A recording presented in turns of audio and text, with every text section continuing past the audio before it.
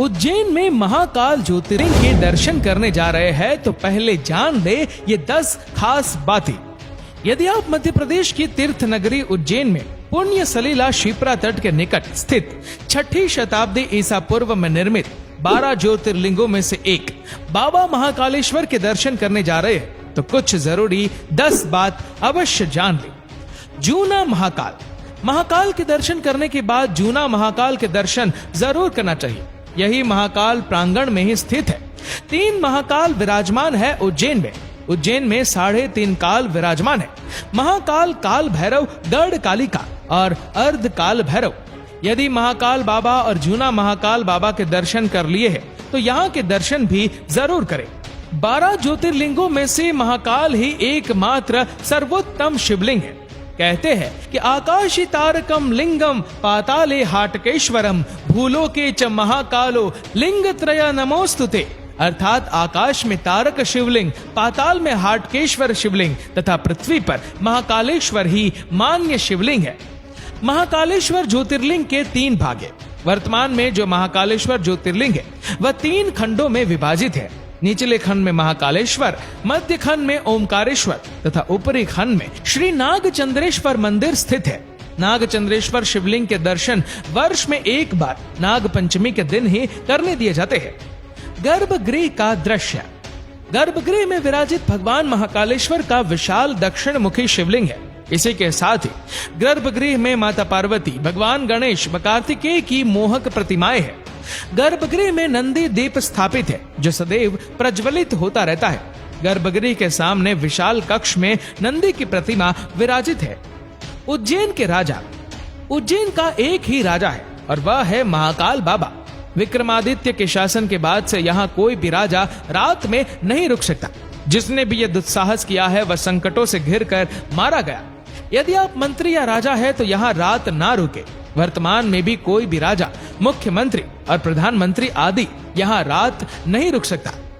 महाकाल की सवारी। उज्जैन के राजा महाकाल बाबा श्रावण मास में प्रति सोमवार नगर भ्रमण करते हैं और अपने प्रजा को देखते हैं। महाकाल की सवारी में किसी भी प्रकार का नशा करके शामिल नहीं होते। महाशिवरात्रि के दिन समूचा शहर शिवमय हो जाता है। चारों ओर बस शिवजी का ही गुंजन सुनाई देता है। सारा शहर बाराती बन शिव विवाह में शामिल होता है। क्यों कहते हैं महाकाल? काल के 2 अर्थ होते हैं, एक समय और दूसरा मृत्यु। महाकाल को महाकाल इसलिए कहा जाता है कि प्राचीन समय में यहीं से संपूर्ण विश्व का मानक समय निर्धारित होता था।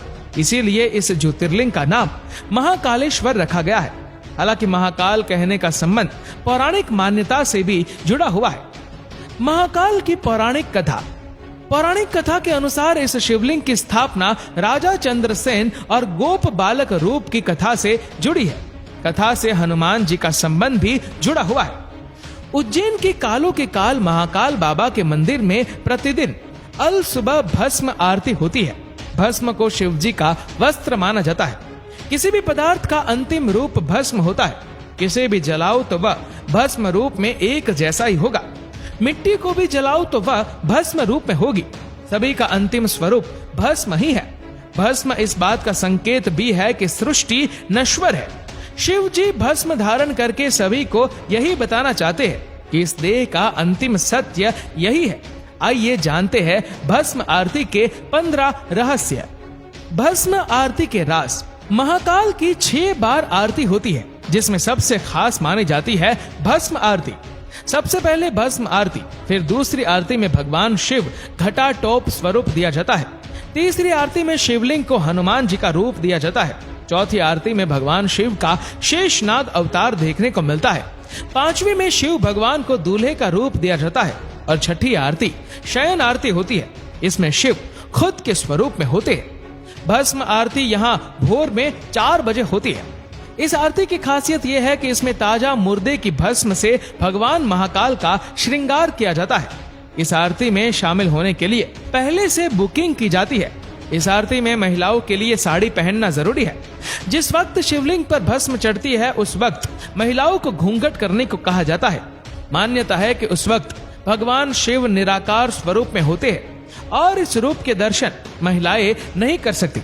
पुरुषों को भी इस आरती को देखने के लिए केवल धोती पहननी होती है, वह भी साफ, स्वच्छ और सूती होनी चाहिए। पुरुष इस आरती को केवल देख सकते हैं और करने का अधिकार केवल यहाँ के पुजारियों को ही होता है। प्राचीन मान्यताओं के अनुसार दूषण नाम के एक राक्षस की वजह से अवंतिका में आतंक था। नगर वासियों की प्रार्थना पर भगवान शिव ने उसको भस्म कर दिया और उसकी राख से ही अपना श्रृंगार किया। तत्पश्चात गांव वालों के आग्रह पर शिवजी वहीं महाकाल के रूप में बस गए। इसी वजह से इस मंदिर का नाम महाकालेश्वर रख दिया गया और शिवलिंग की भस्म से आरती की जाने लगी। ऐसा भी कहते हैं कि यहाँ श्मशान में जलने वाली सुबह की पहली चिता से भगवान शिव का श्रृंगार किया जाता है, परंतु इसकी हम पुष्टि नहीं कर सकते हैं। ये भी कहा जाता है कि इस भस्म के लिए पहले से लोग मंदिर में रजिस्ट्रेशन कराते हैं और मृत्यु के बाद उनकी भस्म से भगवान शिव का श्रृंगार किया जाता है। हालांकि ये भी कहा जाता है कि श्रोत, स्मार्त और लौकिक ऐसे 3 प्रकार की भस्म कही जाती है।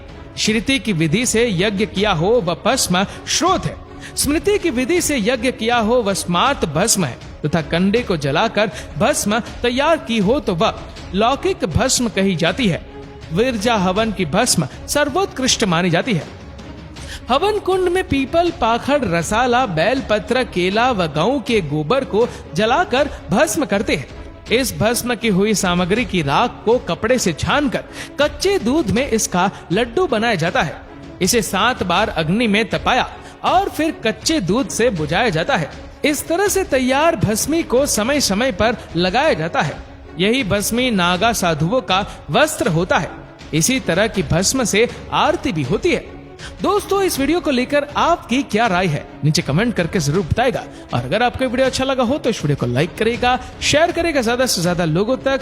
और ऐसे ही और भी स्पिरिचुअल वीडियोस को हमारे यूट्यूब चैनल पर देखने के लिए नीचे कमेंट सेक्शन में हमारे यूट्यूब चैनल की लिंक दी गई है, जिसके ऊपर क्लिक करके हमारे चैनल को आप सब्सक्राइब करें और बेल आइकन दबाएं, ताकि हमारे हर लेटेस्ट वीडियो की अपडेट आपको मिलेगी सबसे पहले। धन्यवाद।